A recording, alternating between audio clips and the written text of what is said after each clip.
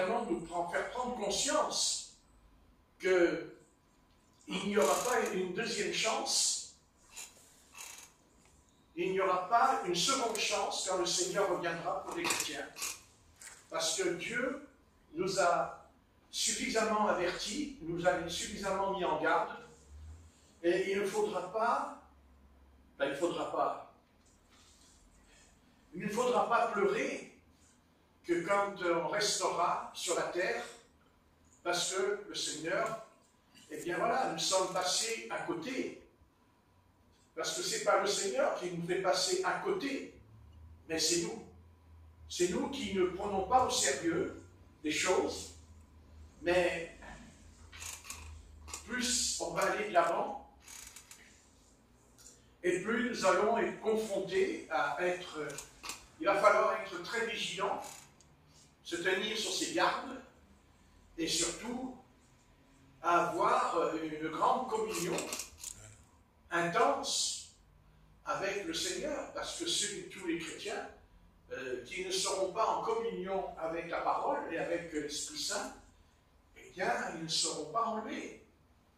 Ils ne seront pas enlevés. Que les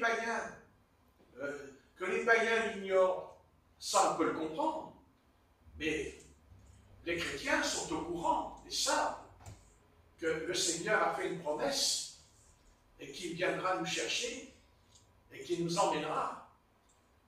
Et ne pas confondre le retour du Seigneur quand il revient sur la terre.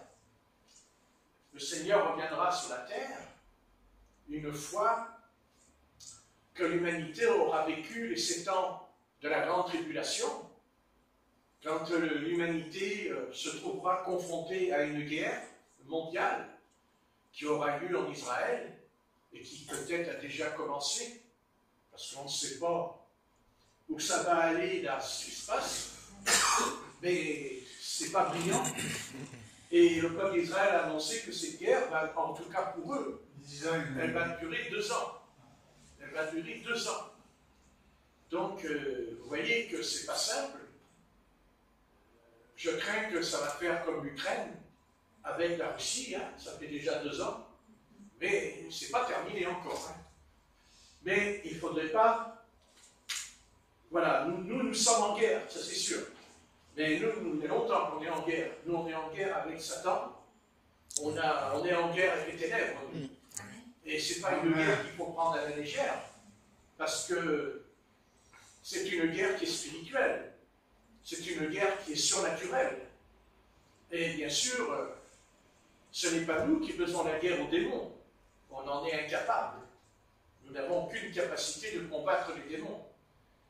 Même si le Seigneur nous a dit, en mon nom, vous chasserez les démons, bon, ça c'est ce que le Seigneur a dit. Maintenant, entre ce que le Seigneur a dit et est-ce que le peuple de Dieu va mettre en pratique, ça c'est une autre histoire. Déjà, le peuple de Dieu, il n'est même pas capable de pratiquer les 10 commandements, alors que normalement on devrait les pratiquer. Parce que Dieu ne nous a pas donné les 10 commandements pour dire, ah bah oui, on n'est plus sous la loi. Bah si, on est sous la loi. La seule différence, c'est que la loi, c'est Christ qui l'a accompli en nous. Mais Christ n'a pas annulé la loi. Au contraire. Au contraire, la loi, l'apôtre Paul a dit, la loi est bonne dans l'Épître aux Romains. Mais à condition qu'on la mette en pratique. Amen.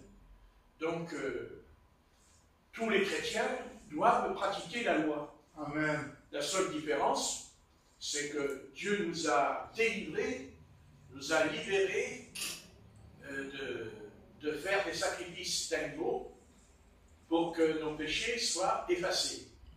Ça, c'est fini. Le Seigneur est le sacrifice, il est le sacrifice, il est l'agneau qui ôte le péché du monde. Mais quant au reste, la loi, elle est là, tu ne mentiras point. N'est-ce pas? Hein? Tu ne mentiras point, parce que des fois, quand on parle, on ne dit pas toujours la vérité. Hein? Un petit peu de temps en temps, hein, quand on est coincé contre un mur, on essaie de dire des choses qui ne sont pas très claires. Donc, il faut faire attention que quand on parle, de ne pas dévier dans nos explications pour essayer de justifier, même pour justifier une situation ou une personne. Ben, c'est pas comme ça que ça se passe, parce que Ananias et Saphira, eh bien, ils ont passé un mauvais quart d'heure, hein, parce qu'ils ont menti, n'est-ce pas? Parce qu'ils ont menti. Hein. Donc la mort a frappé, à cause du mensonge, n'est-ce pas? Amen. Alors, pour l'instant, on n'en est pas là, parce que l'Église n'a pas le niveau, car il faut comprendre que si Dieu a frappé, c'est d'abord parce que c'était les Juifs. C'était les Juifs, hein, ils étaient dans le judaïsme. Après, ils ont basculé dans le christianisme, mais ils avaient quand même la connaissance de la loi. C'est ce que l'apôtre Paul dira. L'apôtre Paul dira que dès sa jeunesse, hein, il avait étudié la loi, et que même il était zélé pour la loi.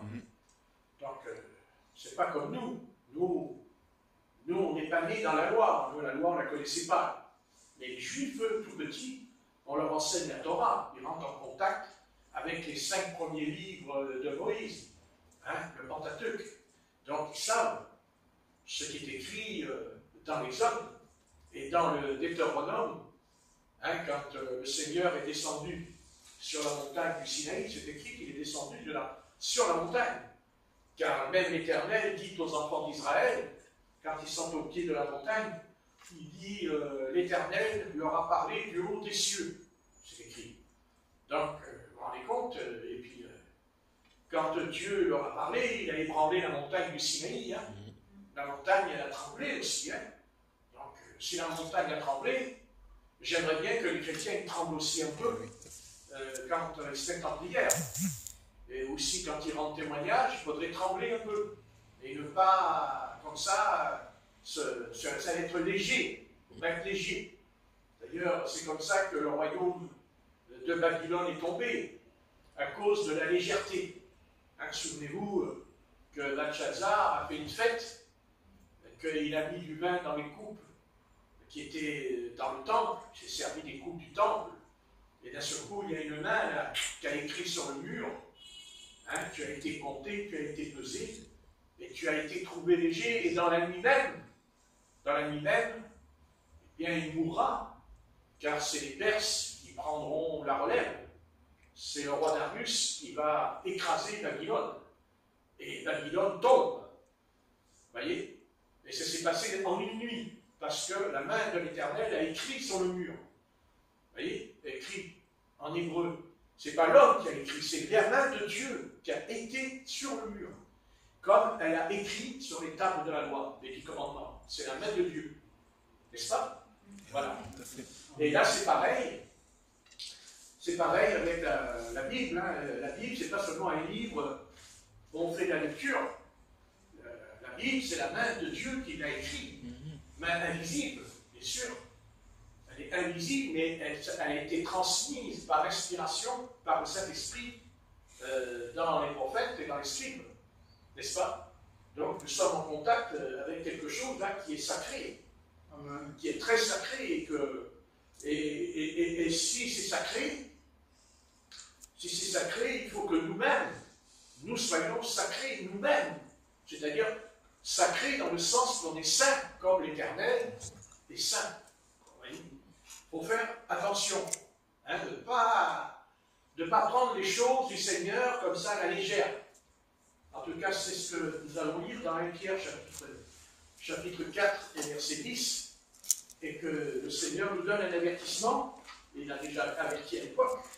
Cela remonte à 21 siècles en arrière. Mais aujourd'hui, nous allons entrer dans la prophétie, dans 1 Pierre chapitre 4 et verset 10. Nous allons lire Pierre chapitre 4, verset 10. Voilà, non, je me trompe. C'est ça, 1 Pierre 4, 10. Voilà, c'est ça.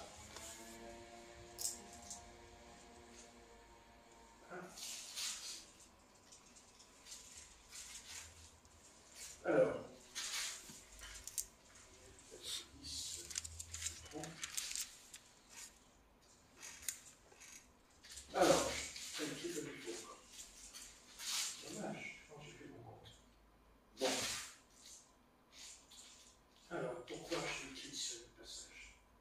4, 10.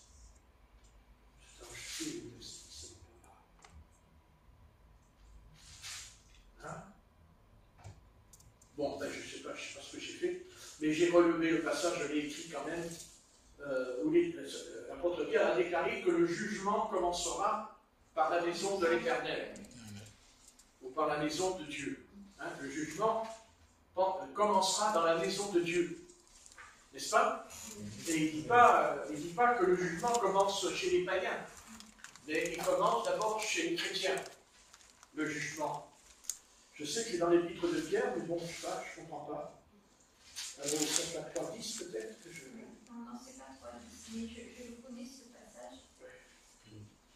Je ne sais pas comment j'ai fait pour comprendre. Voilà, ça j'ai trouvé. Verset 17. Verset 17. Attends. Voilà. Là j'ai trouvé. D'un coup je l'ai vu. Allez.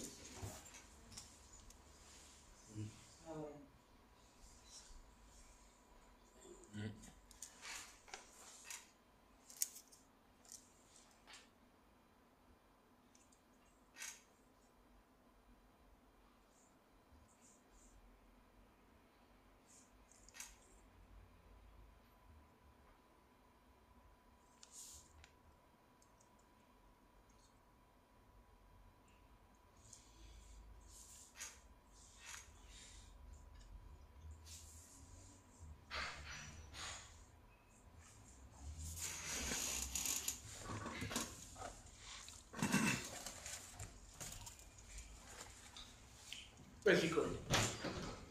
Car c'est le moment où le jugement va commencer par la maison de Dieu. Or, si c'est par nous qu'il commence, quelle sera la fin de ceux qui n'obéissent pas à l'évangile de Dieu? Voilà. Et si le juste se sauve avec peine, Voilà, continue. C'est ça. que deviendront l'impie et le pécheur? Ainsi que ceux qui souffrent selon la volonté de Dieu remettent leurs âmes au fidèle Créateur en faisant ce qui est bien.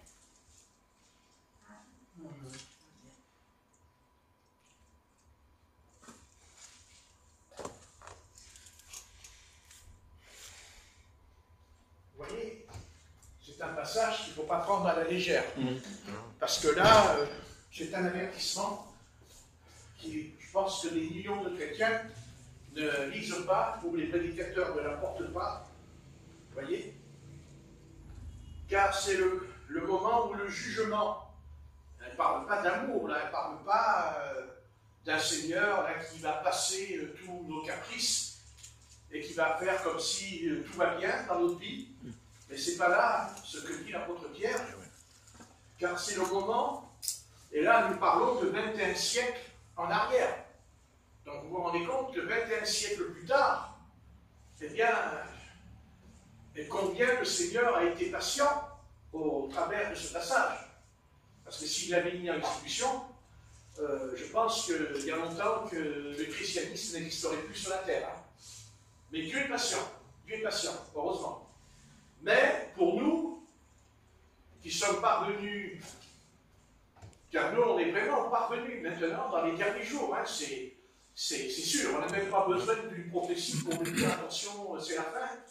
Parce que nous avons, nous, en plus que les autres générations, nous avons sous nos yeux les preuves de l'accomplissement de tout ce que le Seigneur a dit quand il était assis là, sur l'esplanade du temple. Quand les apôtres lui ont posé des questions en lui disant mais quel sera l'avènement de la fin du monde? Et le Seigneur il va étaler le programme. Et à l'époque, le programme il n'avait pas encore été exécuté. Mais il y a eu quand même déjà, il y a eu quand même une prophétie qui s'est accomplie. C'est que le Seigneur avait dit au sujet du temple, il ne restera pas pierre sur pierre. N'est-ce pas? Et ça c'est clair. Il ne reste pas. Il reste un morceau de mur, mais attention, c'est pas sûr que ce morceau de mur, ce soit le temple.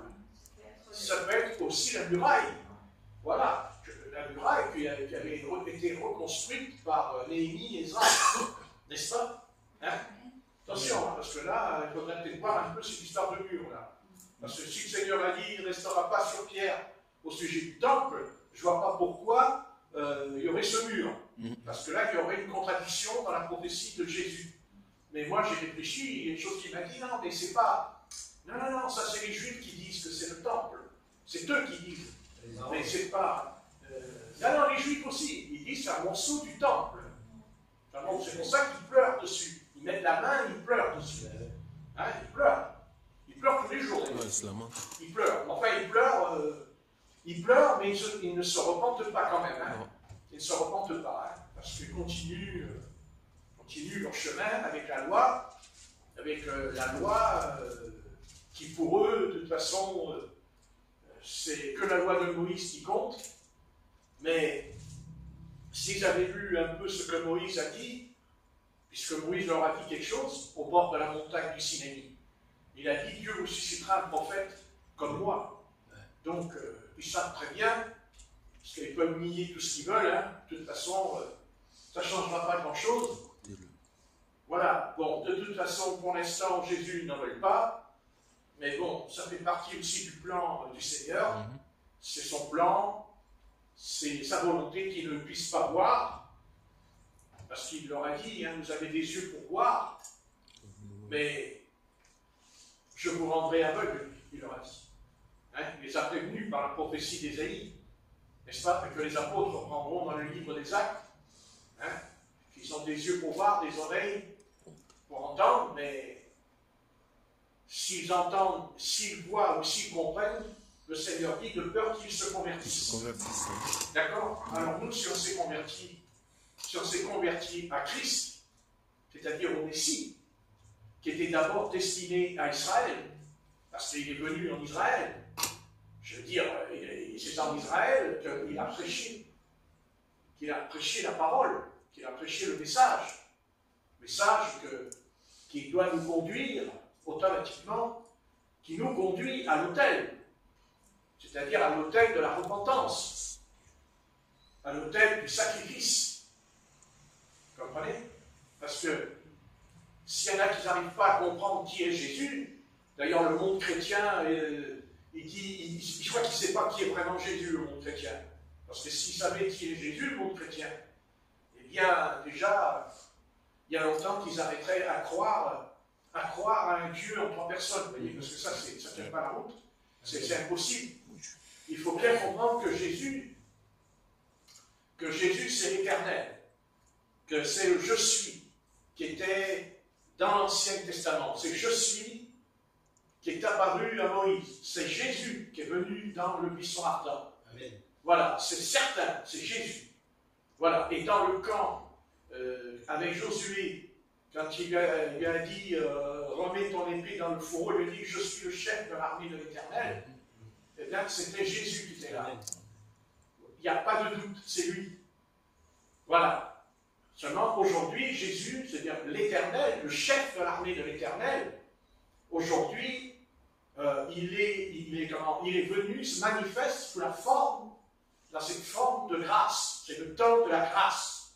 C'est un temps de grâce. Voilà. C'est un temps de grâce. Cette grâce, c'est que l'Éternel, c'est-à-dire Jésus qui est l'Éternel, s'est offert en sacrifice. Comment Dieu s'est offert en sacrifice. Donc vous vous rendez compte que si Dieu s'est offert en sacrifice, si Dieu va mourir sur la croix, vous me direz, oui, non, mais c'est Jésus qui meurt sur la croix. Oui, mais c'est pas seulement Jésus, c'est pas vrai. C'est vraiment Dieu, là, sur la croix, au travers de ce corps sans péché. Parce que Jésus a un corps sans péché. C'est pour ça qu'il est éternel. Voilà. Et là, c'est le sacrifice sanglant, c'est la mort sanglante du sacrifice pour effacer la transgression. Parce qu'il ne faut pas oublier qu'il n'y a pas que le péché, il y a la transgression. On a transgressé la loi. Dieu a mis la loi, Dieu a envoyé la loi sur le Sinaï. C'est la loi, les 10 commandements. C'est la loi. Et cette loi, Dieu n'a pas aboli, il l'a accomplie. Mais l'homme ne pouvait pas. Impossible. C'était pas possible. Même Moïse, il n'a pas pu. même Moïse, lui aussi, il a violé les commandements. Bien sûr, dans son comportement. Si ce n'est qu'il s'est mis en colère. Si ce n'est qu'il a pris une femme éthiopienne. Parce que la loi, ce n'était pas seulement les 10 commandements. La loi, ça pas ça. La loi, c'est dans le livre des Lévitiques. Les bassines, l'eau, tout dans la loi. Tout, jusqu'à la nourriture. Qu'est-ce qu'il faut manger, qu'est-ce qu'il ne faut pas manger, tel animal, tout. Il dit, voici les lois que l'Éternel donna à Israël dans le désert du Sinaï. Vous voyez? Donc, tout ça, Dieu, tout ça ne nous manque plus. Parce que c'est Dieu lui-même, en Christ, qui est le sacrifice. C'est pour ça que quand il venait à l'autel, il fallait qu'ils apportent des animaux. Vous voyez? Il ne tuait pas les animaux comme ça, il a le couteau dans le ventre. Ah non, c'est pas ça du tout. Non. Il faisait une entaille, comme ça, droit, sur le corps de l'animal, et le sang coulait des bouts. Et les Juifs, ils posaient leurs mains sur le sang. Le sang lavait le péché. Mais c'était temporel. Il fallait qu'il recommence à chaque fois. Parce qu'il ne fallait pas que le péché reste sur la nation d'Israël. Il ne fallait pas que le péché reste, il fallait que le péché s'en aille. À chaque fois qu'ils partaient en guerre contre leur ennemi, ils devaient d'abord offrir des sacrifices d'agneaux avant de partir à la guerre. Parce que Satan, il les aurait détruits. Parce que Satan, c'est un accusateur. Il accuse. Et pour plus être accusé par Satan, il faut que nos péchés soient effacés. Et le sang des animaux ne pouvait pas effacer le péché. Ça, c'était une préfiguration de ce qu'allait venir l'agneau. L'agneau qui va enlever le péché, qui enlève la transgression. Donc ce soir, on n'est plus les transgresseurs de la loi. Ah non, c'est fini. Autrement, on va retourner dans le jugement. Avant de nous convertir, on était placé sous le jugement. Le monde, là, il est en train, le monde, il ne sait pas encore ce qui va lui arriver. Non, il ne sait pas encore. La colère de Dieu, c'est vrai, elle semble quand même, il y a quelque chose qui ne va pas, c'est sûr. Mais cette colère, elle est quand même contrôlée par Dieu, au travers du peuple de Dieu. Au travers de nous. Dieu se contrôle, Dieu se freine. Mais ça n'empêche pas qu'une fois qu'on sera enlevé, là c'est fini. Là c'est fini, il n'y aura plus de frein. Dieu s'est mis en colère dans la Bible. La première fois, il s'est mis en colère avec Noé, du temps de Noé. Hein. Et, si Dieu n'avait pas fait une alliance avec Noé, la terre, elle n'existerait plus. Ou alors elle existerait, mais il n'y aurait que de l'eau. Il n'y aurait que de l'eau. Et c'est pas parce que toute la terre aurait été de l'eau que la terre n'aurait pas servi à grand-chose. Parce que Dieu, quand il commence à créer le monde, eh bien, il sépare. Hein, il y a une séparation. Et la terre arrive. La terre arrive. Parce que Dieu, il tient à la terre. Hein. C'est lui qui l'a créée, la terre. Il en est le fondateur. Et il y tient tellement que même il se sert d'un morceau de terre pour y poser ses pieds. Hein? C'est où? C'est là-bas, en Israël. Hein? Ce qu'on appelle la terre sainte, pas la Palestine. La Palestine, c'est pas dans la Bible. La Palestine, c'est un mot qui vient des Palestiniens là, qui sont venus, qui se sont installés au début du XXe siècle, parce qu'avant, il n'y avait pas de Palestiniens en Israël. C'est eux qui sont venus. Ils sont venus quand? Eh bien, ils sont venus au moment où le peuple d'Israël est redevenu un État, en 1945. Après, c'est dans les années 1950 qu'ils sont venus s'installer et faire des histoires à Israël. Avant, il n'y avait pas d'histoire. Non, jamais ils ont réclamé, jamais. C'est quand Israël est revenu dans la terre promise. Parce que ce n'est pas eux qui sont revenus, c'est Dieu. C'est Dieu qui les a ramenés. Parce qu'il leur a promis. Et il a promis à 3 hommes.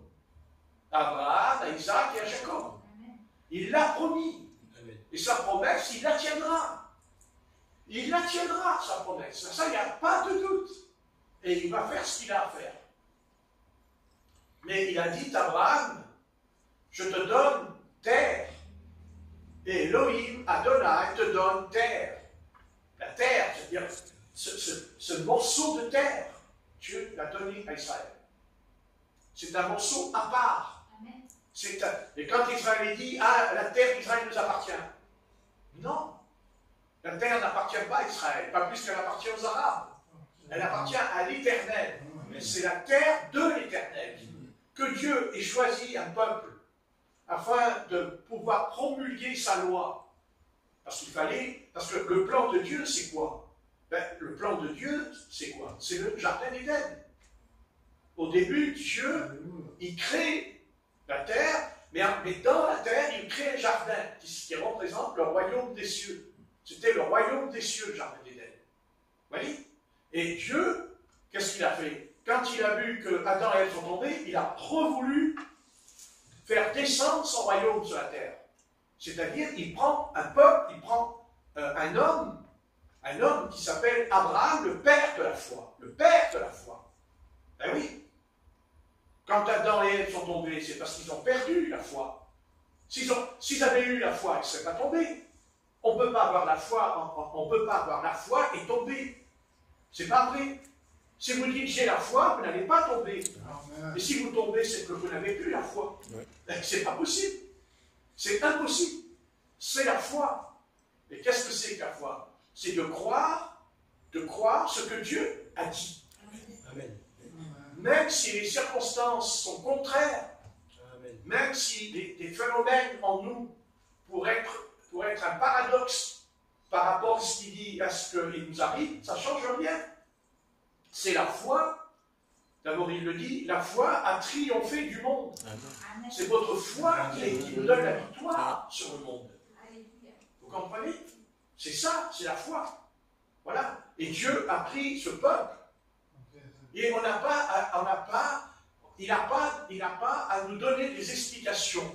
Il n'a pas de compte à nous rendre. Amen. Dieu, il fait ce qu'il veut. D'accord? Parce qu'il est le Dieu suprême. Il est le Dieu tout-puissant. Il le dit d'Abraham. Il lui a dit, je suis le Dieu tout-puissant. Il a dit. Hein? Et Abraham dit, oui, mais alors si tu es tout-puissant, pourquoi je n'ai pas un enfant, puisque tu m'as dit que j'aurai un enfant? Il dit, oui, j'aurai un enfant de la maison d'Élisère. L'Éternel lui dit, non, tu n'auras pas un enfant de la maison d'Élisère. Tu auras un enfant qui sortira de tes reins. Sortira de toi. Vous voyez? Et Dieu a tenu sa parole. Et ce n'est pas l'âge qui a changé les choses. Amen. Abraham avait 100 ans. Et Sarah avait 90 ans. Mais Dieu, il a dit, j'en ai rien à faire. J'en ai rien à faire. Tous les deux, ils ont ri sous la tente. Quand l'Éternel a dit, l'année prochaine, Sarah sera enceinte. Ils ont ri tous les deux. Ils ont ri au fond d'eux-mêmes, en disant, même Sarah dira, oh, qu'est-ce que mon mari pourrait encore m'apporter? C'est un vieux couteau. Mais seulement, elle ne savait pas que Dieu peut aussi nous rajeunir. Amen. Parce qu'il est le Seigneur de la résurrection d'entre les morts. Amen. Vous comprenez? Ah oui. C'est ça qui a dérangé les Juifs au temps du Seigneur. Ça les dérangeait, ça. Hein? Puisqu'ils n'étaient pas... Les pharisiens, quand on croit qu'ils étaient imbéciles, les pharisiens, ce n'est pas des imbéciles, hein? Pas du tout. Parce que malgré qu'ils étaient contre lui, ils ont quand même payé les gardes. Hein, des soldats romains, ils ont payé les gardes en disant, mais attendez, c'est qu'il est capable de ressusciter le gars. Hein? Eh bien oui, c'est ce qu'ils ont dit dans l'évangile de Matthieu. Hein, mais croyez quand même, hein? Ils se défiaient quand même, vous voyez. Les pharisiens croyaient à la résurrection. Et qui croyaient à la résurrection. Alors que les Sadducéens ils ne croyaient pas. Donc ils ne savaient rien. Au fond de leur tête, ils se sont dit, il a ressuscité, le gars. Voilà. Jamais. Vous comprenez? Parce que notre force à nous ce soir, c'est pas seulement parce que Christ est mort, mais aussi parce qu'il est ressuscité des morts. Alléluia. Ben voilà, et bien sûr, parce qu'il est vivant, le Christ, hein, il ne faut pas croire. Hein. C'est pas parce qu'il n'est pas là qu'on ne le voit pas qu'il n'est pas vivant. Et d'ailleurs, il a fait tout ce qu'il fallait pour nous montrer qu'il est vivant. Ah oui. Il a dit, je vous enverrai un autre consolateur, le Saint-Esprit. Ben, bien sûr, seulement le Saint-Esprit, quand il vient, il fait pas, le Saint-Esprit, quand il vient, il ne fait pas que de manifester des dons. Non, il prendra ce qui est à moi et vous le donnera. C'est-à-dire l'enseignement. L'enseignement, la parole, l'enseignement. Voilà, et Jésus, lui, il ne va pas dire j'enseigne. Il dit je suis la Torah. Je suis le pain descendu du ciel. Hein? Il dira vos pères ont mangé la manne dans le désert, mais ils sont tous morts. Mais moi, je suis le pain. Et celui qui mangera ce pain ne mourra jamais, car il aura la vie éternelle. Vous comprenez? Et la manne, quand elle descend, c'était qui? C'était qui cette manne? C'était Jésus. Mais c'était lui, bien sûr. Mais oui, mais il ne le connaissait pas encore sous ce nom. Il ne s'était pas manifesté, il ne s'était pas révélé sous ce nom. Vous comprenez? Il ne connaissait pas le nom de l'Éternel. Vous voyez? Il s'était révélé en tant que Seigneur, c'est-à-dire en hébreu Adonai, El Shaddai à Abraham. Vous voyez? Mais il ne connaissait pas le nom de Yeshua. Ce nom-là, vous voyez, c'est je suis celui qui suis. Voilà. Et comment je sais que Jésus c'est réellement l'Éternel? Parce que dans l'Ancien Testament, là où nous sommes dans une intrigue, c'est la naissance de Salomon. Car quand on voit comment Salomon est venu, comment est annoncé cet homme qui va venir, Salomon, il dit que l'Éternel était sur l'autel dans le feu et disparaît devant Manoach. À tel point qu'ils ont dit, on a vu l'Éternel et on va mourir. Et son épouse est un peu plus intelligente que son mari, parce que les épouses elles sont plus intelligentes que leur mari, heureusement que les maris ont une épouse, parce qu'autrement ils finiraient dans la bêtise.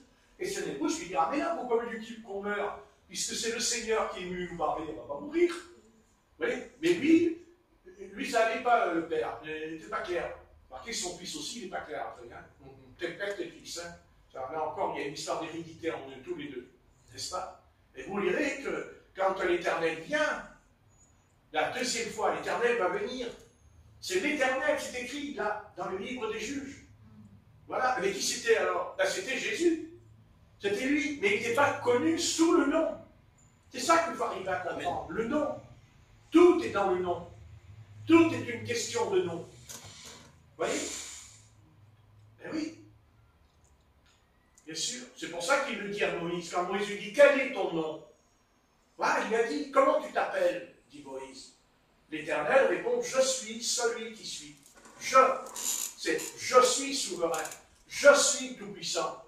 Je suis celui qui peut te guérir. Je suis. C'est-à-dire, il est cette chose en lui. Il n'y a pas d'autre, il n'y a point d'autre Dieu que lui. Il n'y a point d'autre Dieu en dehors de Dieu. Vous voyez ce que je veux dire? Il est suprême. Dieu, personne n'a créé Dieu. Personne. Dieu est sorti de l'éternité. Parce que sa demeure, c'était l'éternité. Et il est sorti de l'éternité, Dieu. Et oui, il est sorti. Et il s'est fait connaître à nous. Par Jésus-Christ, son Fils. Ça veut dire le Verbe, la parole, le Fils. Quand on dit le Fils, ce n'est pas une question qui est une deuxième personne, c'est le Verbe.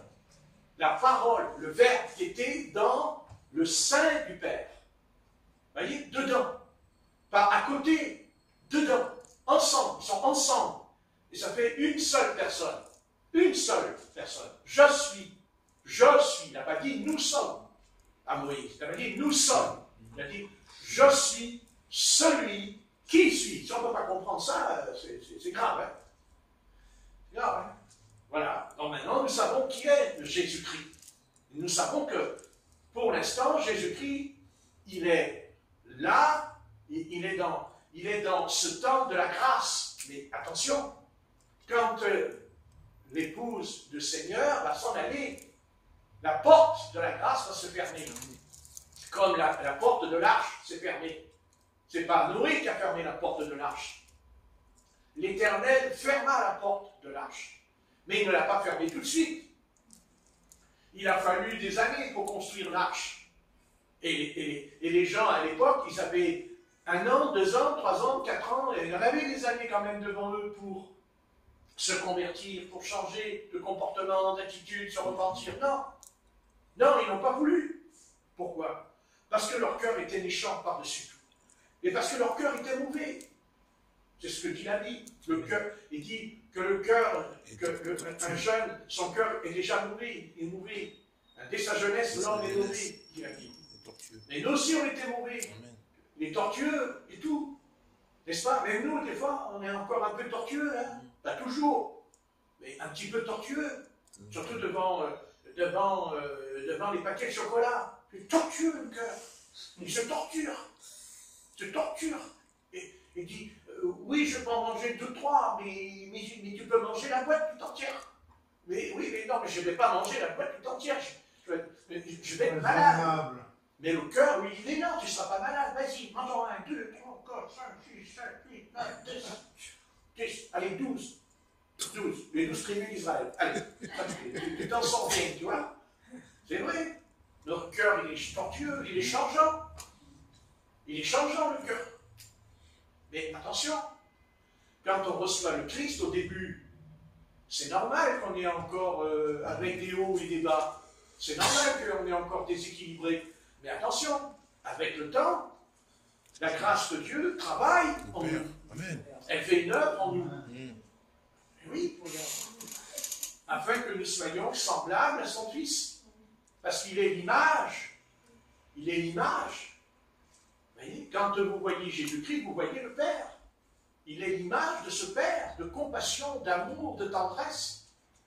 C'est pour ça que sur la terre, il était rempli d'amour, de compassion et de tendresse. Le peuple d'Israël s'est toujours plaint que l'Éternel était en colère. Le peuple d'Israël s'est toujours plaint que l'Éternel était sévère. Il était sévère et dur. N'est-ce pas? Qu'est-ce qu'ils n'ont pas pu rouspéter ils ont même dit à Moïse, fais que l'Éternel ne nous parle pas, mais parle-nous toi. C'est écrit dans Deutéronome. Hein? Vous avez qu'à lire. Ils ont dit, ah non, mais écoute, Moïse, c'est toi qui nous parles. Hein? Parle-nous de la part de Dieu. Toi, tu vas écouter ce que Dieu t'a dit, et puis tu nous transmettras les bonnes paroles de Dieu. Vous voyez? Mais Dieu, on ne veut plus l'entendre. Ouais, Hein? on ne veut plus l'entendre. Et vous savez pourquoi il ne voulait plus l'entendre? C'est parce qu'il a dit, je ne veux pas qu'il touche à la montagne. Il ne fallait pas qu'il touche la montagne. Même les animaux n'avaient pas le droit de toucher à la montagne. De peur de mourir, de mourir. Il n'y a que Aaron et Josué qui ont pu monter sur la montagne. Non, pas Aaron, il n'était pas. Qui est-ce qu'il y avait plus? C'était 2. Caleb. Voilà, Caleb et Josué. Vous voyez, ils se pris d'aider là. Non, Aaron, il n'était pas. Aaron était en vol.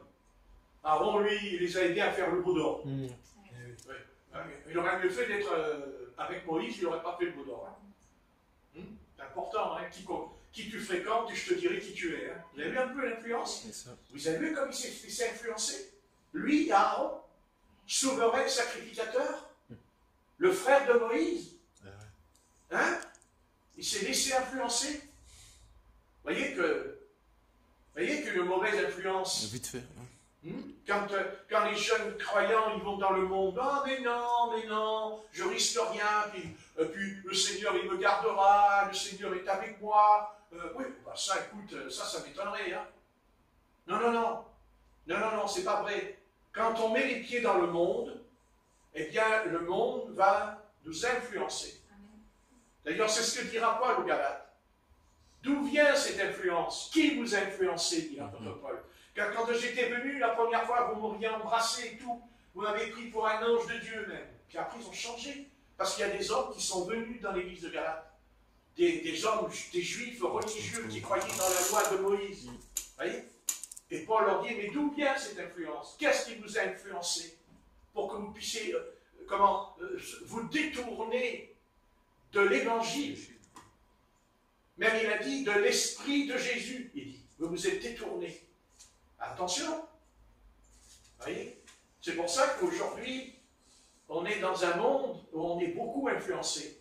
On est influencé par la radio, on est influencé par le cinéma, on est influencé par le théâtre, on est influencé par Internet. Les informations, on est influencé. On se laisse entraîner par ce courant. Mais il faut comprendre que dans les ondes, il y a les démons qui parlent. Il y a Satan qui parle dans les ondes. Il circule dans les ondes. Eh oui. Et on se demande, qu'est-ce Qu'est-ce que les chrétiens ont besoin de passer des heures sur Internet? Parce qu'il y a des chrétiens, mais ils passent des heures sur Internet, au lieu d'être en prière, au lieu de lire la Bible. Non, ils sont sur Internet. Et qu'est-ce qu'ils cherchent quoi? Internet, c'est une source. Mais cette source, ce n'est pas la Bible, ce n'est pas la parole du Seigneur. Et Internet, c'est la pire chose qui est arrivée à l'humanité. Ouais. C'est la pire chose. Ouais.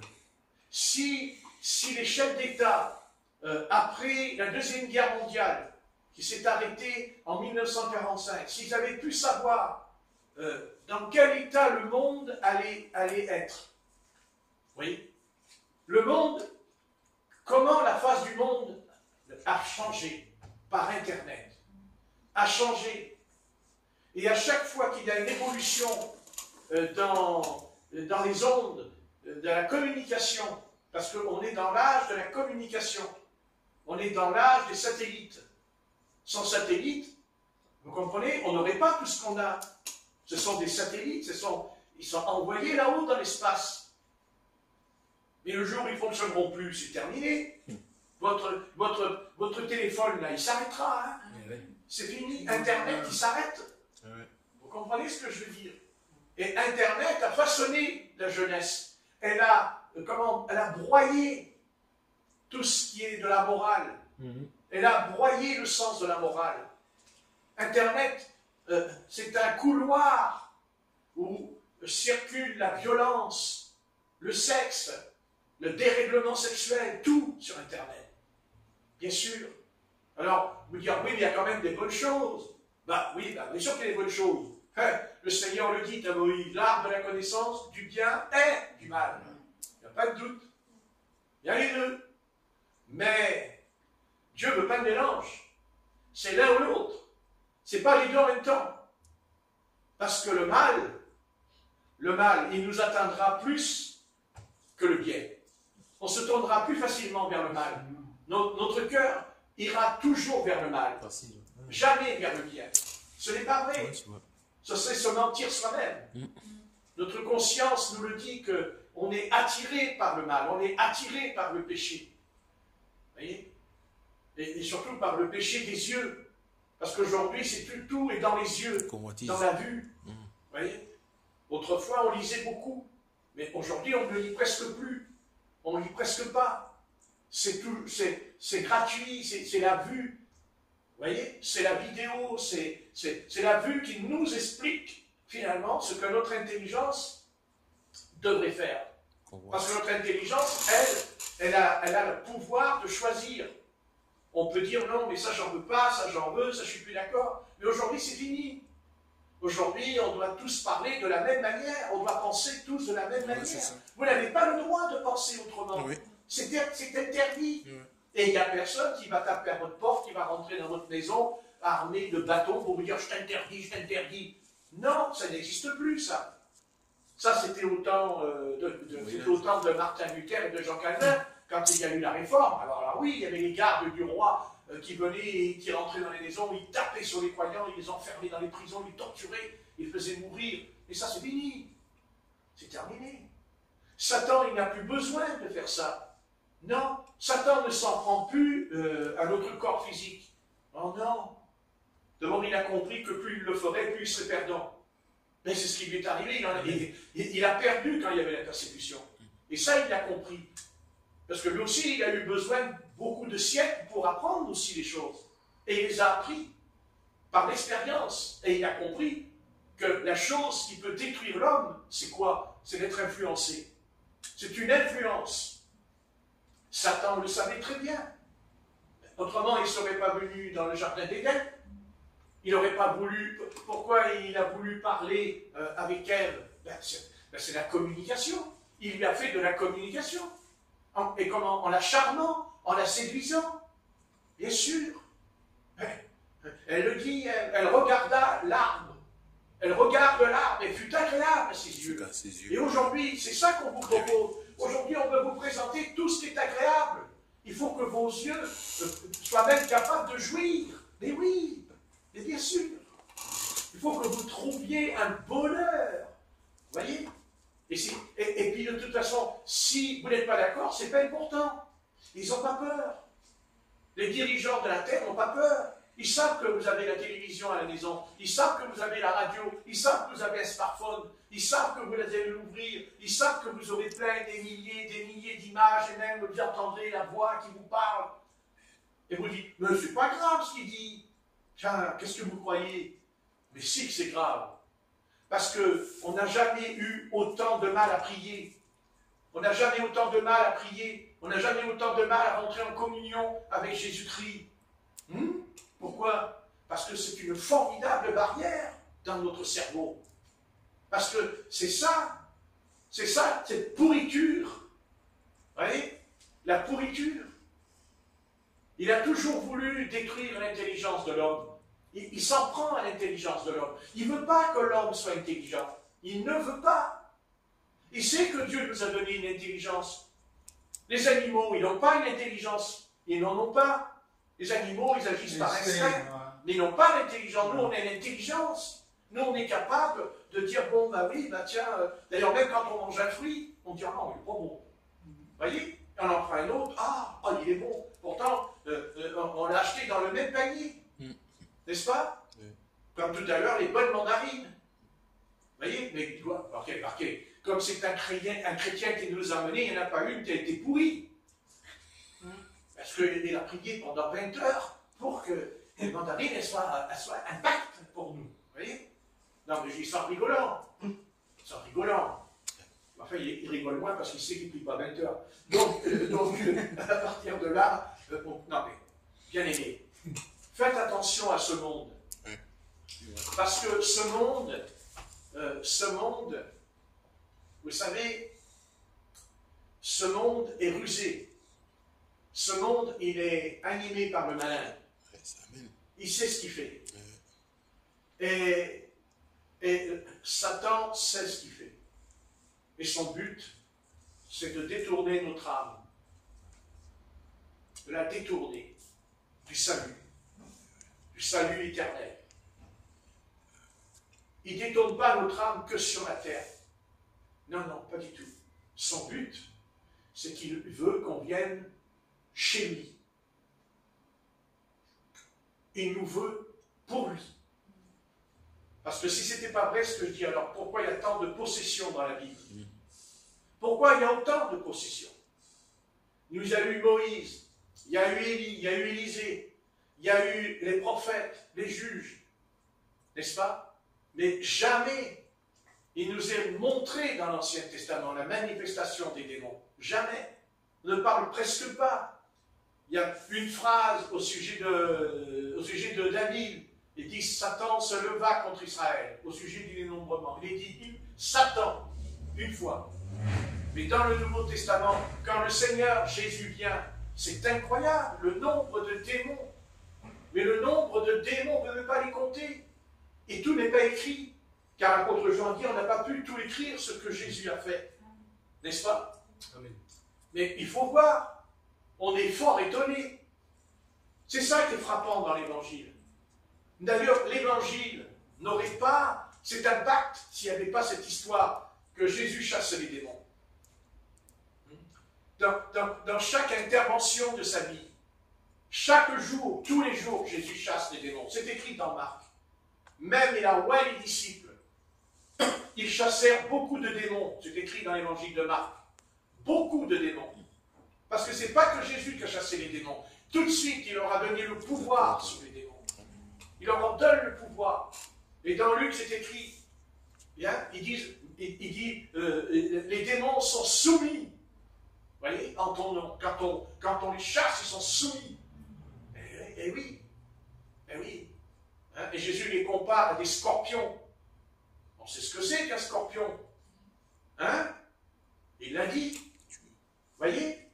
Et même Jésus dira à ses apôtres, je voyais Satan descendre du ciel comme un éclair. Vous voyez? La puissance du royaume des cieux.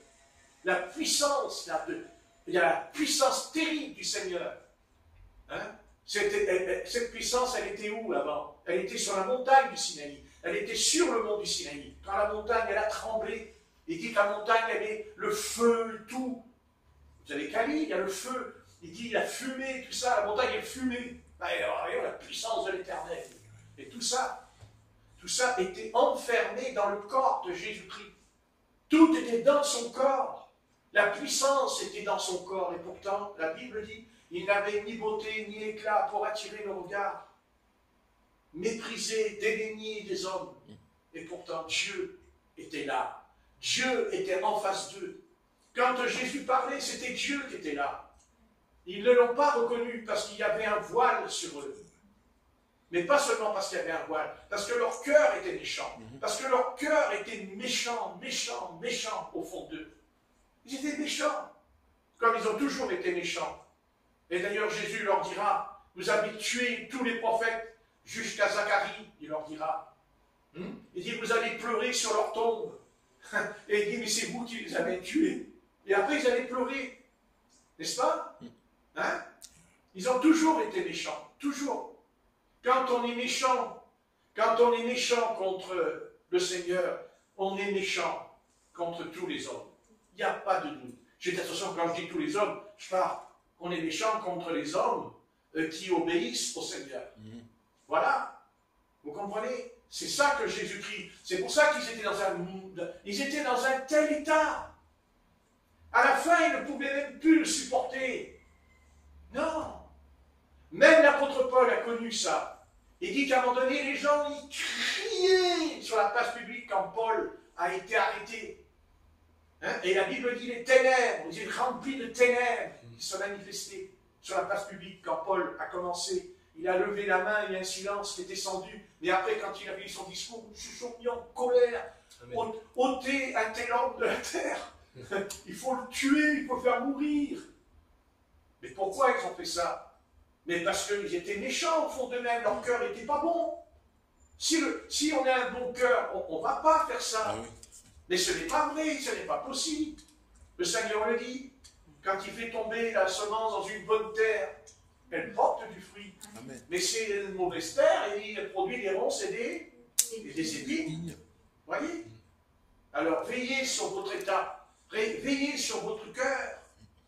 Et puis veillez à ne pas avaler toutes les couleuvres qu'on veut vous faire avaler aujourd'hui.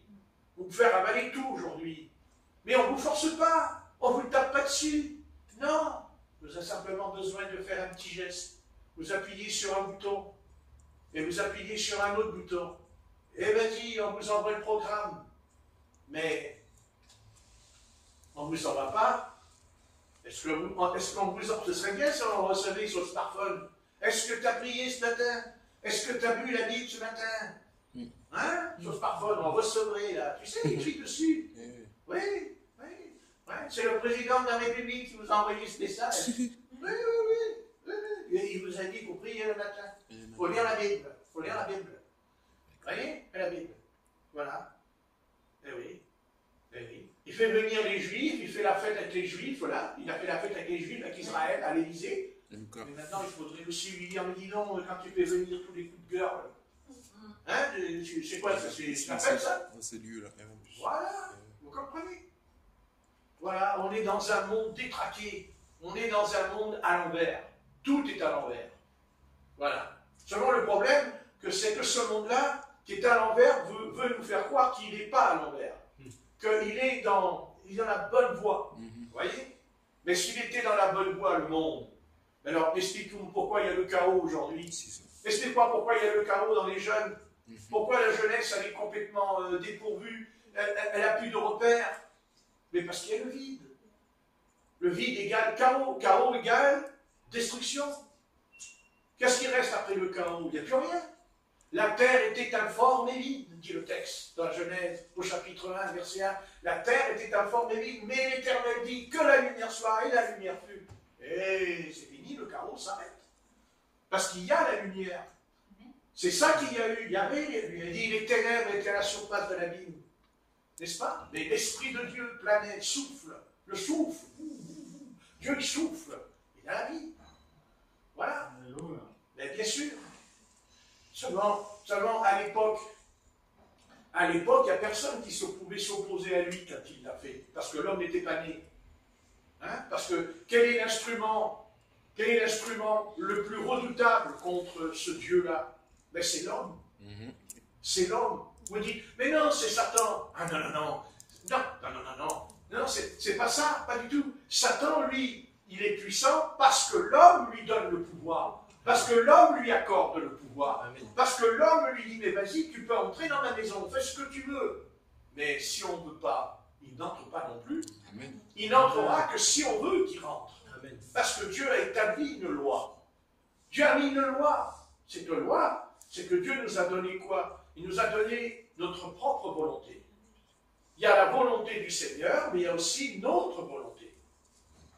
Ben oui. Et il y a aujourd'hui des enseignements qui parcourent les églises en disant « Oui, mais c'est fini, tu n'as plus de volonté, il n'y a que la volonté de Dieu qui compte, c'est lui, sans lui, tu ne peux rien faire. » Ça nous arrange. Non, c'est pas vrai. Non, non, c'est pas vrai. Non, Dieu nous a donné notre propre volonté. Amen. Nous avons la volonté de lire la Bible et de ne pas la lire. Amen. Voilà. Mais maintenant, en la lisant, Dieu se révélera. Ça, c'est pas nous, c'est Dieu qui se révèle. C'est Dieu qui nous explique les textes bibliques, qui nous explique la prophétie ou l'esprit de prophétie. Mais c'est ça. Il faut arrêter de dire « Ah mais non, mais c'est la volonté, c'est Dieu. » Non, non, mais attendez. À ce moment-là, écoutez, restons au lit toute la nuit. Hein. On dort toute la nuit, on dort toute la journée, on se fout dans le lit et puis on dit « Ah bah c'est la volonté de Dieu. » Hein? Seulement le problème, c'est que la volonté de Dieu, il y a une chose dans la volonté de Dieu. Non mais vous savez, quand on a faim, la volonté, elle marche. Hein? Ah, quand on a faim, notre volonté, elle marche. Hein? Et même si vous êtes malade, excusez-moi, hein, même si vous êtes malade, votre volonté vous dit qu'il faut quand même avaler quelque chose. Hein? Non, parce qu'il y en a un, là, comme dit l'apôtre Paul, il dit, qu'est-ce qu'il dit? Il dit, votre Dieu, c'est votre ventre. C'est écrit ça aussi. C'est ce qu'il a dit à l'apôtre Paul, votre Dieu, c'est votre ventre. Hein? Et quand le ventre, il dit, j'ai faim, on ne fait pas d'effort, hein? Ah non, non, non, ça va tout seul, là. Allez, hop, on chope la nourriture et on la va. Mais bon, je n'ai pas dit qu'il ne faut pas manger, ne dis pas maintenant je ne veux plus manger, je n'ai pas dit ça, moi. Je dis qu'il faut arrêter de penser que notre volonté, non, non, Dieu nous a donné ce don. C'est un don que nous avons reçu de Dieu. D'être capable de prendre une décision. C'est sûr. Maintenant, il y a des décisions où on doit en parler à Dieu. Bien sûr, on doit l'invoquer et dire, Seigneur, qu'est-ce que je dois faire? Voilà, et Dieu dira, non, non, moi je vais le faire à ta place. Non, non, non, non, non, c'est toi qui vas le faire. C'est toi qui vas le faire. Amen. Et Dieu te donnera la force de le faire. Amen. Voilà, j'ai pas envie de venir à la réunion. Oh, mais j'ai pas envie de venir à la réunion. Vous savez, pour ne pas venir à la réunion, des excuses, on en aura plein des excuses. Oui, hein. On a plein d'excuses pour ne pas venir au culte. Oh, si vous savez toutes les excuses qu'on a. Oh, mais Seigneur, il y a ceci, il y a cela. Puis, ne vous inquiétez pas, mes autos, il y aura toujours quelqu'un pour vous donner un conseil pour le culte. Vous direz, ah oui, mais. Non, non. Non, non, non, non. Non, c'est pas comme ça que ça marche. Non, non. Non, c'est pas comme ça que ça marche. Vachman-Né, qui était un grand apôtre chinois, quand il a commencé son ministère, il a attrapé la tuberculose. Il était couché dans le lit, il ne pouvait pas se lever. Et il avait une très grande assemblée, Vachman-Né. Et au culte, il n'y avait personne qui pouvait faire le culte. Il n'y a que lui qui était capable de diriger un culte. Ouais. Et il avait la tuberculose. Il ne pouvait plus marcher, il était complètement par terre dans le lit. Eh bien, il s'est levé. Et il a traversé le village à pied. Il se traînait par terre. Il n'en pouvait plus. Ouais. Et quand il montait sur l'estrade, il était en pyjama. Il a même enlevé son pyjama, le pauvre. Ouais. Ouais. Et quand il est arrivé, il y a tout le monde qui rigolait dans l'église. Et lui, il dit, mais qu'est-ce qu'ils ont à rigoler? Je suis malade comme un chien. Il rigole. Il est en pyjama. Et bien sur l'estrade, il a commencé à prêcher. Et d'un seul coup, la maladie, elle l'a quitté. Elle est partie. Toute la maladie, elle est partie en prêchant. Alléluia. Mais oui. Mais il aurait pu rester dans le lit, il aurait pu rester couché, il aurait pu dire, oui, moi je suis foutu. Mais certains m'ont dit, ouais, tu es foutu. Bah, tu es complètement foutu, Lino. Tu es KO. De toute façon, t'es foutu. Toi, ta vie, elle s'arrête, c'est terminé. Ben non. Non. Non. C'est pas vrai. Mais je ne vais pas me laisser faire. Amen. Amen. Je vais me battre. Amen. Je vais me battre.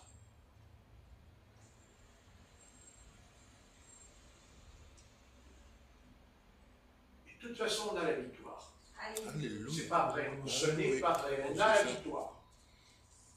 Bon, alors c'est que Christ. Alors c'est que Christ est mort et qu'il n'est pas ressuscité des morts.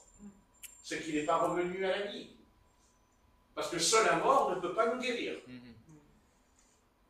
Pour nous guérir, il faut que le Christ soit vivant. Amen. Parce que je ne vois pas un mort, comment il peut nous guérir et nous parler quand on est mort. Mais Seigneur, il est vivant. Alléluia. Il est ressuscité, il est vivant. D'accord? Amen. Et quelle que soit la maladie, quel que soit le problème, Dieu, qu'est-ce que c'est pour lui, Dieu, la maladie? C'est rien du tout.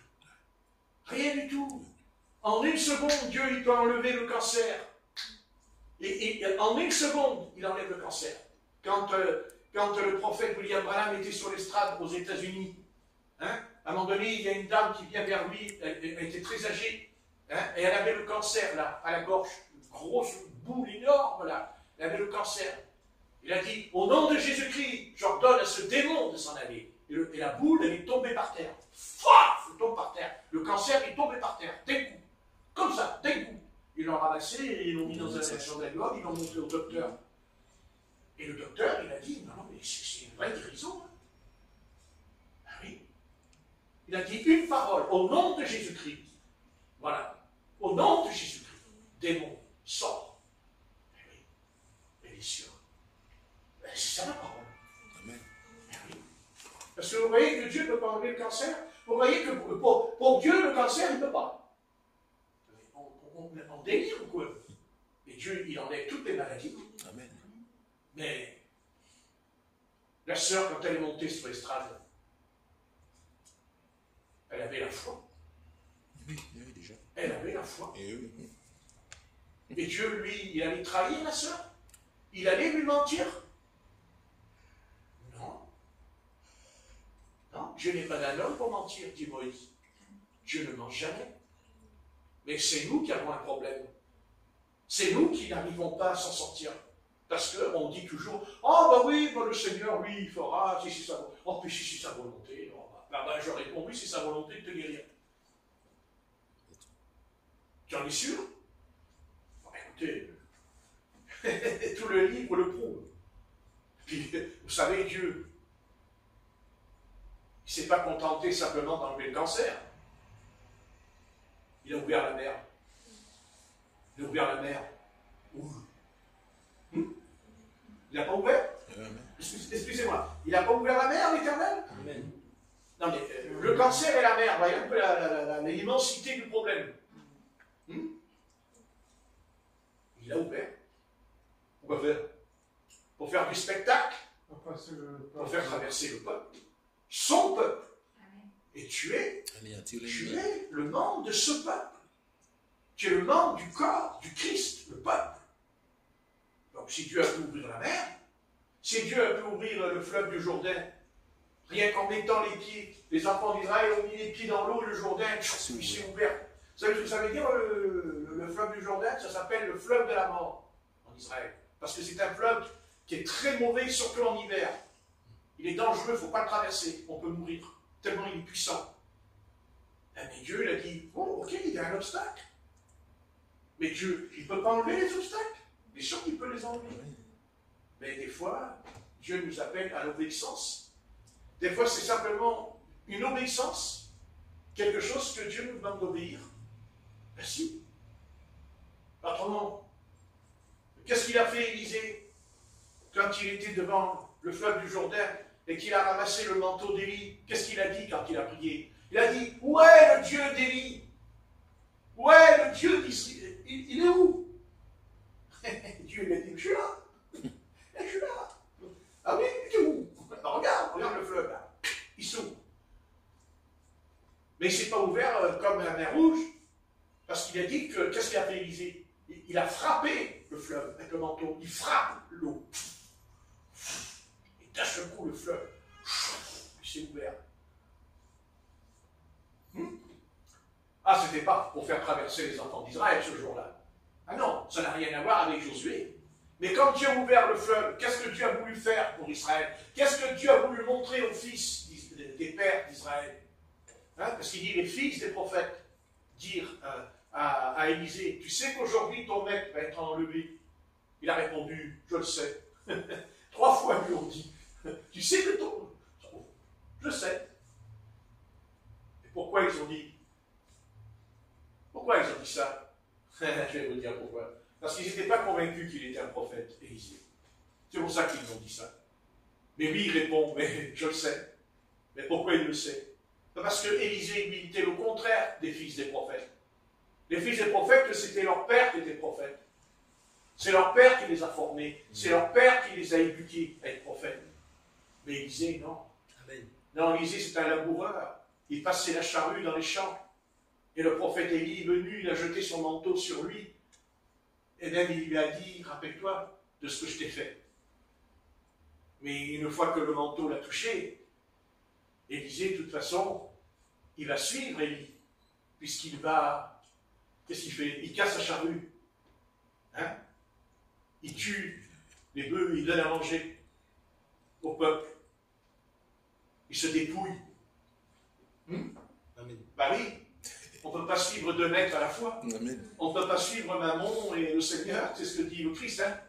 Voilà. Mais l'Église aujourd'hui, elle ne suit pas Mammon. Allez, arrêtons un peu. L'Église aujourd'hui, elle a 2 maîtres. Elle a le Seigneur, mais elle a Mammon aussi. C'est-à-dire le pognon, l'argent. Ouais, ils entendent, ça leur fait du bien. Ouais. Alors c'est sûr que ceux qui m'écoutent, là, ceux en qui ça les concerne, ils vont dire, oh là là là, il n'a pas d'amour, ce frère. Tu n'as pas d'amour? Ah, bah, moi je réponds, non, bah non, j'ai pas d'amour. J'ai surtout pas l'amour de l'argent. C'est ce que dit l'apôtre Jacques. Amen. Et même il dit, il y en a qui en sont possédés. C'est pas vrai? Amen. Ben oui, vous savez que c'est vrai. Oui. Ça, vous le savez. Qui ne sait pas ça? S'il ne le sait pas, pour qu'il se convertisse. On ne peut pas servir de maître à la fois. Et c'est ça le problème, que le peuple d'Israël, ça a toujours été son problème. Le peuple d'Israël n'a pas renié l'Éternel. Non, pas du tout. Non, mais seulement il voulait 2 maîtres. Voilà. Et aujourd'hui, c'est pareil. Que ce soit les Juifs ou que ce soit les païens, ça ne change pas grand-chose. On veut toujours avoir les 2. Seulement Dieu nous dit non. C'est l'un ou l'autre. Tu ne peux pas avoir les 2 en même temps. Tu ne peux pas avoir un pied dans le monde et un pied dans le royaume des cieux. C'est impossible. Parce que le Seigneur l'a dit. Celui qui met à la main la charrue et qui regarde en arrière n'est pas propre au royaume des cieux. Et bien sûr. Et bien sûr. La charrue, c'est l'évangile. Celui qui met la main à la charrue, c'est l'évangile. Vous comprenez? C'est l'évangile. Donc on veut bien de l'évangile. D'abord, c'est normal. En grec, ça veut dire bonne nouvelle. Ah, une bonne nouvelle. Bonne nouvelle. La bonne nouvelle, c'est que le Seigneur efface nos péchés. La bonne nouvelle, c'est que Dieu efface nos transgressions. La bonne nouvelle, c'est que le Seigneur peut nous guérir si on est malade. La bonne nouvelle, c'est que le Seigneur peut pourvoir à tous nos besoins. Mais, alors, quelle est la mauvaise nouvelle? Toi, suis-moi. Là, c'est la moins bonne nouvelle, là. Vous voyez? On veut bien les petits pains qui descendent du ciel, mais par contre, le Seigneur, le suivre, il faut réfléchir.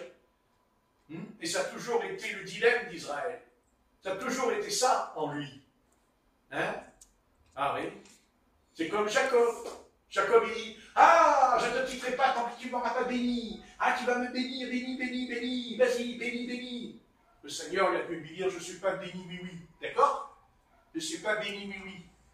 Je bénis que si tu changes. Et Jacob, il a dit, je change. Oui,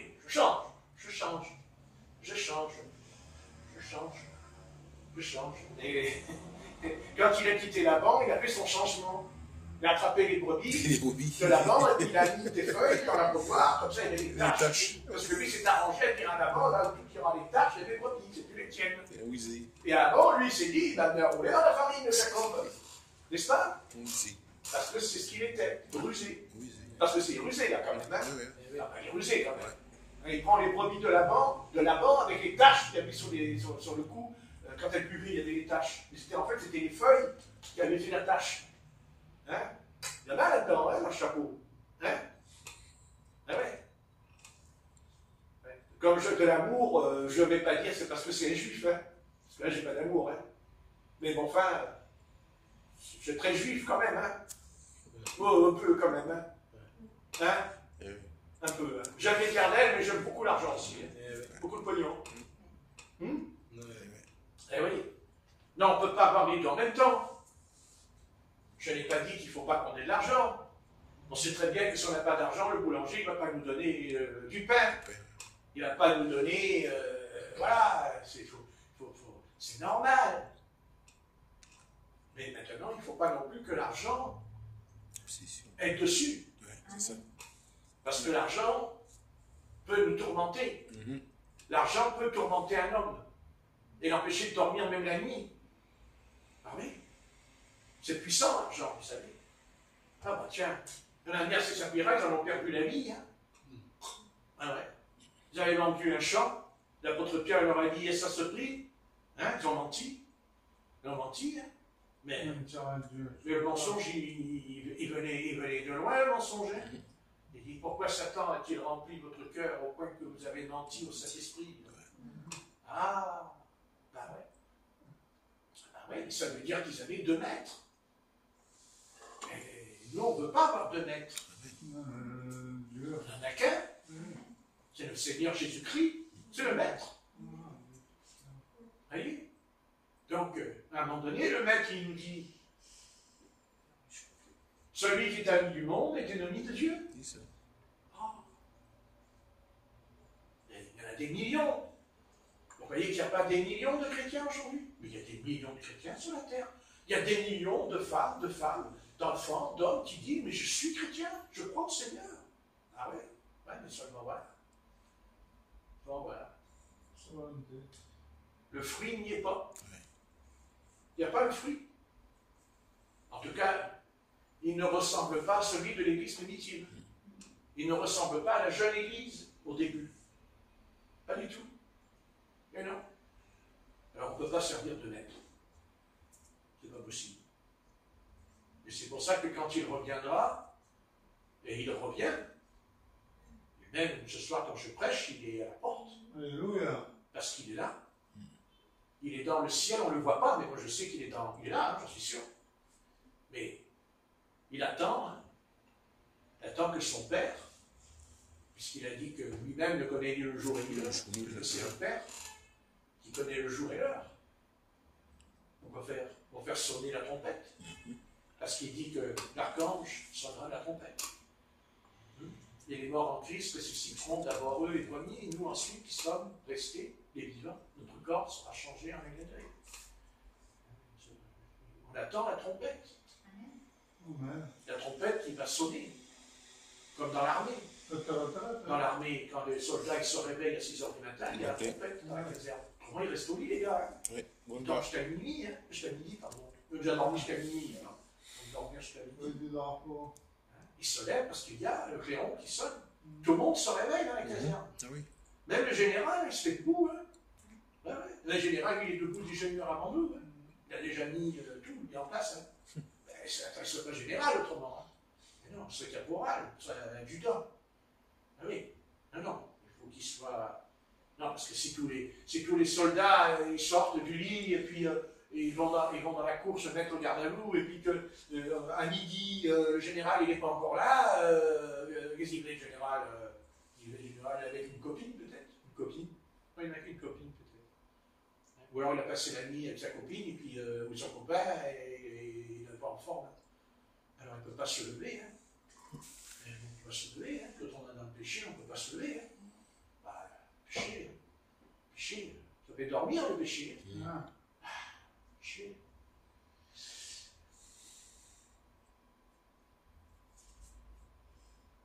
Et encore heureux qu'il y aura la trompette qui sonne, parce que si elle sonne pas, ben nous, je crois qu'on ne va pas se réveiller non plus. Non, parce qu'on dort. Hein. Je parle spirituellement, on dort. Hein. On dort. On dort. Si on a pris un quart d'heure, c'est un exploit. Hein. Ah oui. Ah oui. Et puis on le dit à tout le monde. Hein. Ah oui. Et puis surtout si j'ai jeûné. Ah, quand on peut jeûner. Oh là là, quand on a jeûné, on arrive à l'église. Ah, on ne peut pas le dire, hein, mais à un moment donné, on ne peut pas. Hein. À un moment donné, on dit tu sais, j'ai jeûné, j'ai pas mangé aujourd'hui, tout. Puis quand on n'a pas jeûné, on ne dit rien. C'est curieux quand on a. Non mais c'est curieux, quand on n'a pas jeûné, on ne parle pas du repas. C'est quand on jeûne qu'on parle du repas. Autrement, on ne parle jamais du repas. On vient à l'assemblée et on ne parle pas du repas. On ne parle pas du repas. À part des mandarines tout à l'heure. Mais on ne parle pas du repas. Mais c'est pas jeûner, ça. C'est quoi? C'est l'entrée. Donc, c'est l'entrée. Mais quand on a jeûné, mais qu'est-ce qu'il ne faut pas? Mais qu'est-ce qu'il ne faut pas entendre? Qu'est-ce qu'il ne faut pas entendre? J'ai jeûné, j'ai pas mangé. Oh là là, mais le Seigneur, il nous regarde, il nous dit, mais tu as jeûné combien de temps? Tu as jeûné 3 jours? 3 jours? Ah non, je jeûné 3 jours. Tu as jeûné? J'ai jeûné, j'ai loupé un repas. Voilà, j'ai loupé un repas, j'ai jeûné. Voilà, remarquez, les malades à l'hôpital, eux aussi, ils jeûnent. Ils jeûnent. On aime bien sonner du clairon, mais il est dit que quand on sonne du clairon, on a perdu la récompense. Ah oui. C'est marqué. On perd la récompense. Il dit quand tu jeûnes, lave ton visage. Prends la douche, lave-toi et parfume-toi. Pour ne pas montrer aux hommes que tu as jeûné. Car ton Père Céleste qui te voit, te le rendra. Voyez? Intéressant, hein? Oh, c'est intéressant de jeûner, hein? Moi, je jeûnais, et après, je me regarde, j'ai jeûné. C'est comme des frères, j'ai des livres, des frères qui ont jeûné. Ah ouais, mais alors, attends, ils nous racontent, il y en a un, il raconte qu'il a jeûné 24 jours. Bon, ben, il a déjà perdu la récompense, parce qu'il l'a écrit dans le livre. Ben oui, mais il ne faut pas qu'il le dise. Ben oui. Parce que quand on le dit, en fait, c'est une forme d'orgueil. Oui. Ben oui. Et oui. Et d'ailleurs, quand on jeûne, il y a toutes sortes. Quand on jeûne, il y a toutes sortes de choses qui sortent de nous. Qui sort. On ne peut pas expliquer. Hein. Ah ouais. C'est vrai. Ah mais ça sort quand on jeûne. Hein. Ouais. Ah ouais. Ah ouais. On voit le personnage là. Hein. Comme les pharisiens, c'est les pharisiens là, les pharisiens, les chefs d'Israël, ceux qui étaient là, qui promulguaient la loi de Moïse toute la nuit, toute la journée. Ouais. Ils ont arrêté une femme qui était dans l'adultère, ils l'ont amenée devant le Seigneur. Et toi, que dis-tu? C'est écrit dans la loi. Vous voyez, je t'en ferai de la loi. Le Seigneur, il écrit par terre. Et hop, pas plus personne, dis donc. Le peuple de Dieu, il a disparu de la circulation, dis donc. Il n'était plus au bord de la montagne du Sinaï, le peuple de Dieu, quand Jésus l'écrit par terre. Ouais. Mais quand Jésus l'écrit par terre, quand il écrit par terre, Jésus, qu'est-ce qu'il fait? Il dit, vous avez lu l'Écriture? Vous avez compris l'Écriture? Que je suis miséricordieux? Que je suis lent à la colère? Ça c'est écrit aussi dans l'Écriture. N'est-ce pas? Mais votre cœur, lui, il est trop méchant, là. Hein? Et toi, que dis-tu? Parce qu'ils n'avaient rien à foutre qu'elle était dans l'adultère. Ils n'avaient rien à foutre, je prendrais. Ils savaient très bien que ce n'était pas la première fois qu'elle faisait ça. Comment il ne l'aurait pas amenée? Il la connaissait. Qu'est-ce que vous racontez là? Vous la connaissez, la femme adultère? Comment vous pouvez l'amener comme ça d'un coup? C'est surprenant, c'est une surprise. On est le matin et ils ont trouvé une femme adultère. Vous savez, dans Jérusalem. Il faudrait déjà rentrer dans la maison pour savoir ce qu'elle fait. Par contre, les petits voyous, ils n'ont pas amené l'homme. Parce que pour faire l'adultère, il faut être adulte. Eh oui. Non? Non? J'entends rien. Ah oui. Il fallait l'amener l'autre aussi. Ah oui. Mais ils n'ont pas amené l'homme. Ils ont amené la femme. Et pourquoi ils l'ont amené? Parce qu'ils voulaient voir ce qu'il allait dire. Piégé. Mais Jésus, lui, il est plus profond. Jésus, lui, c'est un être profond. Jésus, c'est quelqu'un de très profond en lui. Parce que lui, il avait compris de quoi ils étaient motivés en eux. Et Jésus va les démolir. Vous savez comment il les démolit? Parce qu'il lui a dit, femme, moi, non plus je te condamne pas. Ça les démolit, ça. Ça les démolissait, ça. Et puis comment un homme pouvait-il pardonner le péché? C'est ça surtout qui était terrible. Mais par quelle autorité? Ils lui ont dit, mais par quelle autorité fais-tu ces choses? Qui il est, quoi. Ils lui ont dit. Ben oui, mais ce n'était pas un homme seulement. Il était l'Éternel. Eh bien, c'est ça. Hein? Parce que Jésus, quand il parle, il dit, quand Jésus il parle, quand il enseigne, il prononce sa personne, toujours. Il ne dit pas, Jésus, quand il parle, il ne cite pas, il cite l'Écriture, mais il parle de lui. Il dit, moi et le Père, nous sommes un. Il dit, le Père est en moi. Il dit, le Père m'a envoyé et tout. Et ils ont dit, mais pour qui il se prend, lui? Quel métier il exerce? C'est un charpentier. Un charpentier? Il n'avait ni beauté, même physiquement, il n'y avait ni beauté, ni éclat dans Isaïe 53. Mais qu'est-ce qu'il vient de raconter? Il ne faut pas oublier que Jésus, quand il parle pas comme ça. Il ne parle pas comme nous, Jésus, quand il parle. Jésus, il dit qui il est. Jésus, il dit qui il est. Il dit même à Pilate. Pilate lui pose la question. Il dit, es-tu roi? Et Jésus lui répond, mais oui, je suis roi. Jésus n'a pas dit. Jésus n'a jamais dit qu'il n'était pas roi. Il lui a dit, je suis le roi. Ouais. Et il lui a dit, et mes serviteurs, s'ils veulent, ils peuvent venir combattre pour me délivrer de toi. Mais si tu n'as aucun pouvoir sur moi. Voilà, et les légions, il dit à l'apôtre Pierre aussi, il dit, c'est 12 légions d'hommes qui peuvent venir me délivrer de l'Empire romain. Ah oui? Non, il ne l'a pas fait. Il ne l'a pas fait. Eh non, il aurait pu. Quand Satan lui dit, regarde les pierres là par terre, tu sais que tu as le pouvoir de les changer en pain. Mais il ne l'a pas fait. Aussi. Mais il en avait le pouvoir. Il aurait pu le faire, puisqu'il a nourri 5000 personnes avec des pains et des poissons. Un petit nombre de rien du tout. Eh oui. Mais il n'a pas nourri les pharisiens? Non, il n'a pas fait, c'est pas vrai. Il l'a fait au peuple. Mais le peuple, il avait marché pendant 3 jours dans le désert avec lui. Il n'avait ni bu, ni mangé, dit l'Écriture. Et le soir, les disciples, ils ont dit, mais le peuple, il a faim maintenant. Et Seigneur, il leur dit, donnez-leur vous-même à manger. Vous-même à manger. Oh. Hein? Vous voyez? Donnez-leur vous-même à manger. Mais Seigneur, nous n'avons que 5 pains et je ne sais pas combien de poissons, je crois. Pas après, il a dit, oui, mais qu'est-ce qu'il fait? Il se met en prière. Il dit, Père, je sais que tu m'exauces toujours et tout. Et puis d'un seul coup, ben voilà. Ben ouais. Il y a 5000 personnes qui ont mangé. Dans le désert. Ben oui. Ah, ça veut. Ben oui. Ben oui, il était. Dans sa personne, il est étonnant, Jésus, parce qu'il est capable de se laisser frapper. De se laisser taper même dans la tête, c'est ce qu'ils ont fait d'ailleurs. Mais en même temps, il a une puissance terrible. Et sa puissance, c'est pas le fait qu'il fait des miracles.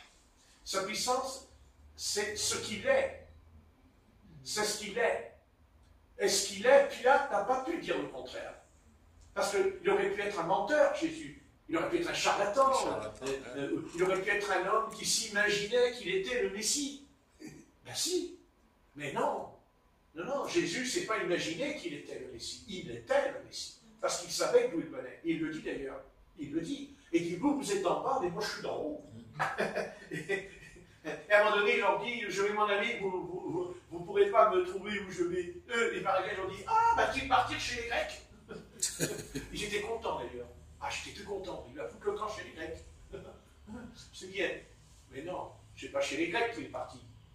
C'est vers son Père, vers le céleste. Parce que son origine dans le sein de Marie, c'est qu'il était céleste. Amen. Eh bien, il était divin. Malgré qu'il avait un corps de chair et de sang, son origine, par sa naissance, et il était fils de David, fils de l'homme, mais fils de Dieu aussi. Et tout cela, il l'était. Et à chaque étape, il va le démontrer. Et jamais il va se renier. Jamais, jamais, jamais. Jamais il dira peut-être il ne dit pas peut-être, je pense, je suis le Il Messie. savait tout. Non, non, pas du tout. Il dit je suis celui qui suit dans l'évangile de Jean, quand il lui pose la question. Mais tu n'as pas vu, mais comment tu n'as pas 50 ans et tu as vu Abraham? Et il répond, je suis avant. Et quand il a dit, je suis celui-ci, ils sont devenus fous. Mais ils sont devenus fous. Il dit, comment? Il dit qu'il était avant Abraham. Et puis il va même plus loin. Et il dit, Abraham a vu ce jour. Il aurait dit. Et il s'en est réjoui. Mais vous, non. Voilà. Qui est Jésus? Qui est Jésus de Nazareth? Dieu. Bien sûr, c'est vrai. Et oui, bien sûr qu'il est le Seigneur Tout-Puissant. Eh oui. Mais quel amour! Quel amour! Parce qu'il a quitté la gloire. Il quitte la gloire du ciel. Il quitte la gloire céleste. Il quitte tout ce monde céleste pour venir chez nous, parmi nous, pour accepter le froid, la faim, la haine des hommes, la méchanceté des hommes. C'est l'amour. Eh oui. Et tout ça, il l'a assumé. Il l'a assumé. Jusqu'à la croix. Et même en criant, mon Dieu, pourquoi m'as-tu abandonné? Jusque-là, il a été. Ah oui. Ah oui, c'est un être à part, Jésus, vous savez. Vous savez, Jésus, c'est un homme, mais c'est un homme très à part. D'ailleurs, ils l'ont dit, les Parisiens. Il dit, pourquoi vous n'avez pas arrêté? Et ils ont répondu, les soldats, nul homme n'a parlé. Nul homme n'a parlé comme cet homme. Nul homme. Ah oui. Toute la concentration chez Jésus était dans le verbe, dans les mots. Sa puissance était dans le verbe. Oui. Autant il pouvait scier un bois, faire une chaise, c'était un charpentier, mais d'un coup, quand il commençait à enseigner, il s'asseyait dans une barque, soit monté sur une colline, comme la béatitude. Heureux les pauvres en esprit, parce que le royaume de Dieu leur appartient. Heureux les débonnaires, et heureux ceci, cela. Il explique les choses. Personne n'a parlé comme Jésus. Ni Élie, ni Moïse. Personne. Moïse, il a dit, je suis un prophète. Mais Jésus, lui, c'est plus que ça. Jésus, c'est plus que ça. C'est celui qui impose. C'est celui qui est la loi. Il était la loi qui était pour eux. Oui. Cette loi qui était sur le Sinaï, elle était là, devant eux, tous les jours. Jusqu'à 33 ans et demi, il était là. Ouais. Et croyez-moi, ça a vu nous, on ne peut pas se rendre compte.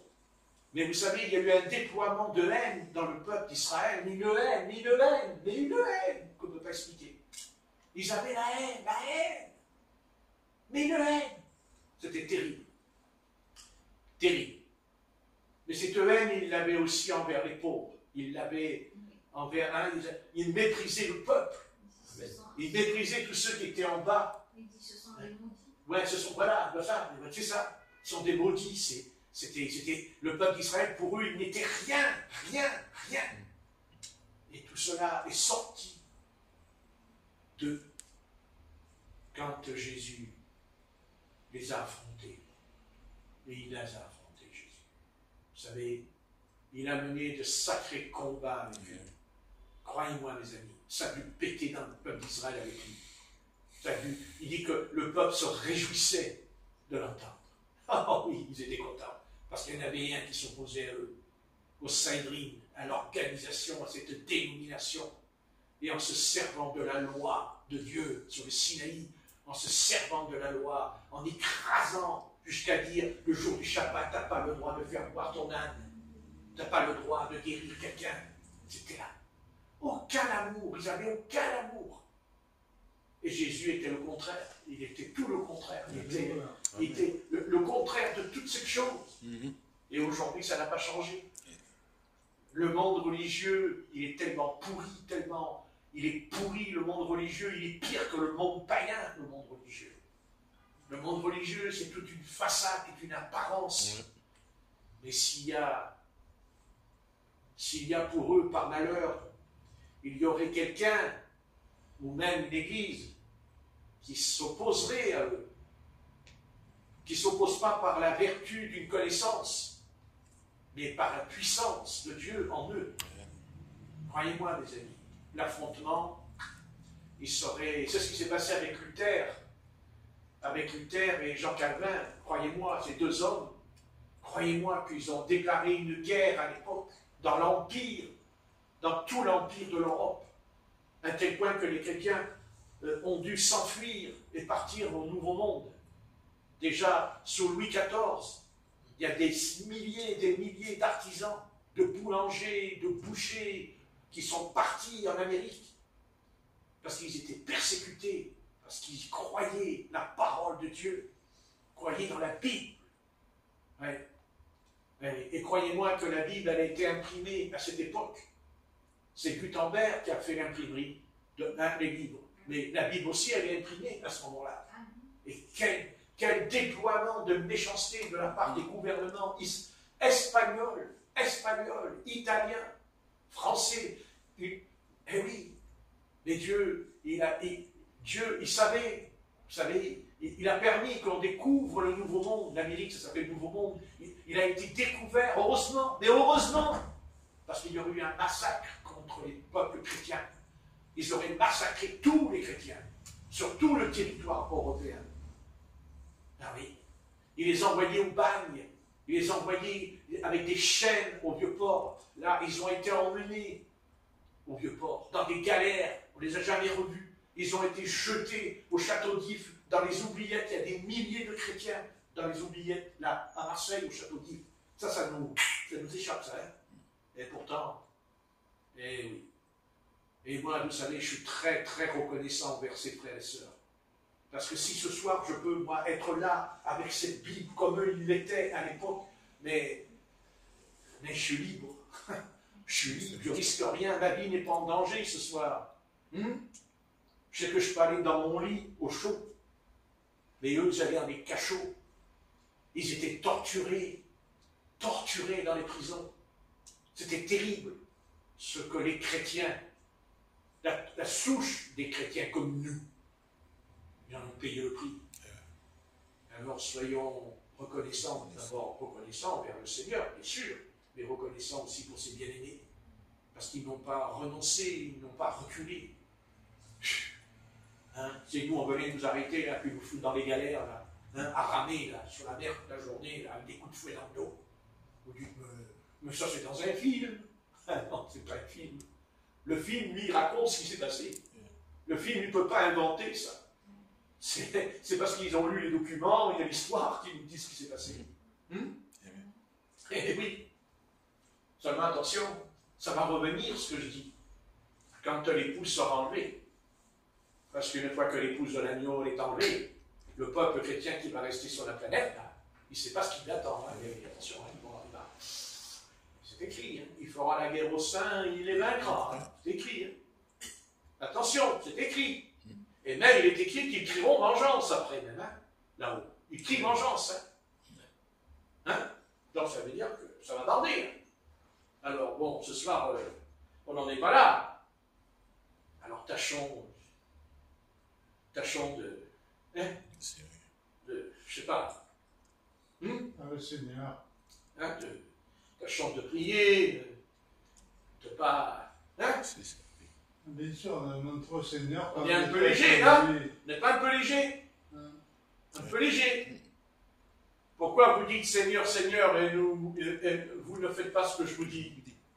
Il a dit ça aussi dans la Bible. Vous n'avez pas lu ça dans la Bible? Oui. Hein? Dans l'Évangile, il dit, pourquoi vous me dites Seigneur, Seigneur, et vous ne faites pas ce que je vous dis? Il leur a dit. Alors ne faisons pas pareil.